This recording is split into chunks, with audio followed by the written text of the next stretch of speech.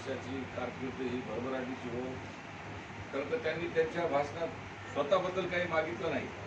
त्यांनी स्वतःच्या त्या भाषणामध्ये कुंडलवाडीचा विकास आणि कुंडलवाडीच्या भोवतालचे सगळे प्रकल्प जे निजामकालीन काळापासून अनेक त्यांनी दुःखद गोष्टी सांगितल्या की जेणेकरून खासदार जर आपल्या भागातला झालेला असेल तर आपण त्याच्याकडे मांडलं पाहिजे. सुनील बेजगमार हे अभ्यासू व्यक्तिमत्व आहे आणि आधीपासून त्यांना या सगळ्या गोष्टीची जाण आहे.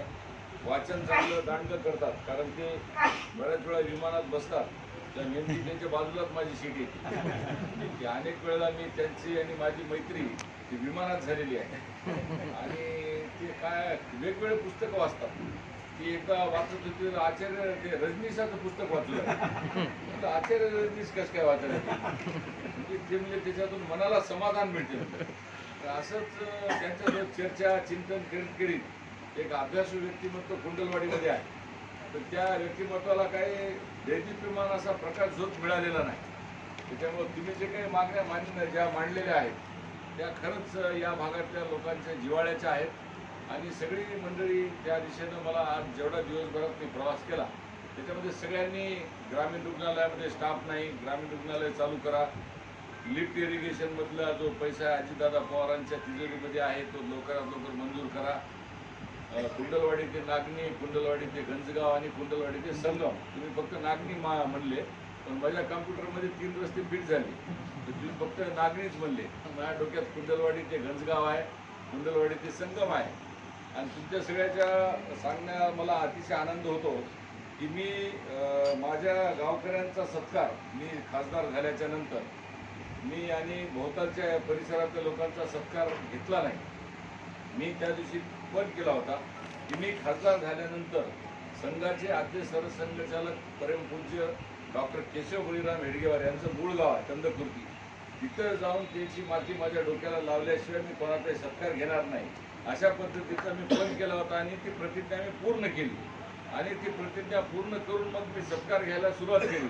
पण तेवढ्यावर जर नुसतं मी माती डोक्याला लावून जर समजा कामाला लागलो तर मी खासदार म्हणून मला ज्यासाठी नेमलेलं आहे कारण पहिलं काम मी सगळ्यात आधी कोणतं केलं असेल तर तुमच्या या भागातला नॅशनल हायवे जो तुटलेला आहे तो शिरूर ताजबंदपासून त्याच्यामध्ये तुमचं कुंडलवाडी, नागणी, खंडगाव, कंदकुर्ती हा सगळाच परिसर तुमच्या भागातूनच तो रस्ता येणार असल्यामुळं तुमचं कुंडलवाडी हे शहर हे जगाच्या नकाशावरती येणार आहे. त्याच्यामुळे तुम्ही अजून वर्षभराची फक्त वाट बघा.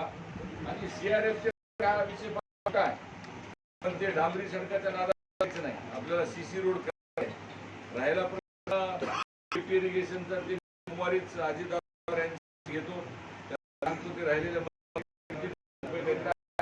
तर ते विषय मी माझ्या ताकदीवर सांगतो, अजितदादा सांगतो. तो माझ्या डोक्यामध्ये कल्पना अशी आहे की जसं की नायगावच्या पुढे पण कुंडलवाडी होतं आणि कुंडलवाडीचा बाजार, कुंडलवाडीची इथली या ठिकाणची संस्कृती आणि इथली आर्थिक सुबत्ता आणि इथून हैदराबाद जवळ असल्यामुळे या ठिकाणचा आर्थिक व्यापार हा मोठा होऊ शकतो. तर या भागामध्ये 2 गोष्टी कशा करता येतील अजून माझ्याकडे तुमच्या सगळ्यांनी काही चिंतन करून मला त्याचा प्रस्ताव द्यावा. आणि या भागातले तुम्ही सगळेजण विचारवंत माणसं आहात, एखादा अशी गोष्ट करावी की जेणेकरून त्याच्या माध्यमातून कुंडलवाडीमध्ये शेती सुजलाम सुफलाम होईल, रानं सगळे हिरवेगार होतील, शेतकरी समृद्ध होतील. पण त्याला जोडधंदा आणि त्याला एखादा व्यापार उद्यमपेठ जर समजा आपल्याला जोडता आली तर त्याच्या दृष्टिकोनातून काही सगळ्या लोकांनी विचार करून चिंतन करून एखादा विषय करावा. जसं आता बेलोलीमधली ती बामणीची MIDC तशीच पडून आहे, अनेक विषय आहेत. पण या भागामध्ये आता मी काय माझा स्वतःची तारीफ करणं योग्य नाही पण दृष्टी असलेला नेता या भागामध्ये जर लाभला असता तर आतापर्यंत हे सगळे घराणे जे आहे त्याला रडके घराणे म्हणतात, हे सगळे घराणे असेच म्हणजे भिजवत का ठेवण्यात आले हे मला त्याच्याबद्दल अतिशय वाईट वाटते की लोकप्रतिनिधी जे 5-5, 6 वर्ष या भागात काम केले त्यांनी या भागातले एखादा तरी विषय उचलून त्याला जर मार्गी लावला असता तर खरंच मी त्यांना कृतज्ञ राहिलो असतो. पण असो आपण झालेला विषय चर्चा करू नये. माझी तुम्हाला सगळ्याला विनंती आहे, लिफ्ट इरिगेशन हा विषय चालू होऊन तो बंद पडला याचं देखील पाप कोणाचं आहे पण ते सोडून द्या, ते पण चर्चा करू नका. माझं म्हणणं असं आहे की आता आपण ते बाबळीचं पाणी अन्य काही विषय सुप्रीम कोर्टामध्ये लवादात जाणं हे सगळं जाणं हा सगळा मोठा विषय आहे. पण आजच्या घडल्या वरती केंद्रात सरकार आहे, खाली आपलं सरकार आहे. तुम्ही सगळेजण मिळून कुंडलवाडी आणि बिलोलीच्या विकासाच्या दृष्टिकोनातून काय करता येईल. कारण या दोन्ही शहराला नजर लागलेली. हे दोन्ही शहरं म्हणजे हे कुंचनवार सावकार म्हणतात की वास्तूच्या दृष्टीनं अभद्र काय तर ठिकाण आहे म्हणून तिथं काही झालं आहे म्हणतात. पण मी त्यांच्या मताच्या विरोधात आहे. हे बघा, आपण जर मनगटात दम असेल आणि आपल्या छातीमध्ये जर आग असेल आणि आपण जर ओढून आणायची जर क्षमता असेल तर काही अशक्य नाही, आपण ते करू शकतो. ही आपल्याला दुर्दम्य पाहिजे. पण माझी तुम्हाला विनंती आहे, जसं आता एकाने म्हणले किंवा घशाला कोरडा आहे उशाला धरण आहे, यांनीच म्हणले होते आणि खरं आहे ते. पण इथं तुमचं बाबळी बंदर आहे, इथं हैदराबादची सीमा आहे, सगळ्या गोष्टी इथं असताना लोकांना नसताना इस्रायलवाले 2000 किलोमीटर पासून पाईपलाईन टाकून आणतात. तर माझं असं म्हणणं आहे की मी राज्यसभा खासदार इथला आहे, माझा सगळ्या मंत्र्यांसोबत संबंध आहे केंद्रात आणि राज्यात. तुम्ही एक ठोस काहीतरी एक कल्पना निर्माण करा, एकाच गोष्टीवर काम करा. हे तर मी आणतो तुमचं, हे काही विषय फार महत्वाचे नाही, CC रोड आणणं की बाकी हे सगळ्या गोष्टी नाही. माझं मला हे तर माझं झालं म्हणून समजा, हे विषय नाही. मला एक ठोस विषय काहीतरी असा करा.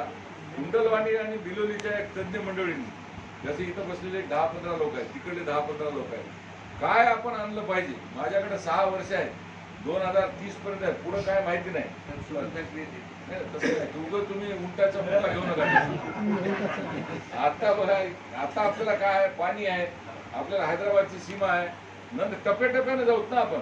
आधी या भागातली आर्थिक सुबत्ता कशी वाढेल, लोकांच्या हाताला रोजगार कसा मिळेल, इथं व्यापार उद्यमता कशी, एवढा काहीतरी एक विचार करा. आणि मी तुम्हाला वचन देतो की मी राज्यामध्ये केंद्रामध्ये शासनाच्या दरबारी जाऊन हे विषय मी मार्गी लावतो 100%. परंतु तुम्ही सगळेजण मिळून या भागात काहीतरी कायमस्वरूपी योजना करण्याच्या दृष्टिकोनातून काही गोष्टी करा. जसं सावकारांना याच्यामध्ये घ्या, कारण यांना बऱ्याच गोष्टी त्याच्यामध्ये माहीत आहेत. मला असं लक्षात आलं की त्यांना या विषयातला अभ्यास आहे. तर असे एक 10 अभ्यासू माणसं एकत्र बसून चर्चा करा. निश्चितच तुमच्या या सगळ्या मागण्या मी स्वतः पुढाकार घेऊन मी त्याच्या पाठीमागे लागेन. राष्ट्रीय महामार्ग आहे, हे 3 CC रस्ते आहेत, तुमचं ग्रामीण रुग्णालय, हे सगळे माझ्या हातातले विषय आहेत. मी स्टँडिंगचा चेअरमन म्हणजे मेंबर आहे, त्याच्यामुळे तुम्हाला काही अडचण नाही. त्याच्यामुळे हेल्थचा देशाचा आहे. नॅशनल हेल्थ मिशनमध्ये मी या विषयाने विजय भोसीकर साहेबाला बोलतो, त्याच्यानंतर मेघना बोर्डीकरांना आणि प्रकाश आंबेडकरला बोलून या रुग्णालयाचा विषय मार्गी लावतो. पण एवढ्यावर थांबू नका. माझं असं म्हणणं आहे की काही ना काहीतरी असा एक रचनात्मक एक प्रयोग झाला पाहिजे, जेणेकरून तुमच्या सगळ्या लोकांना न्याय मिळेल.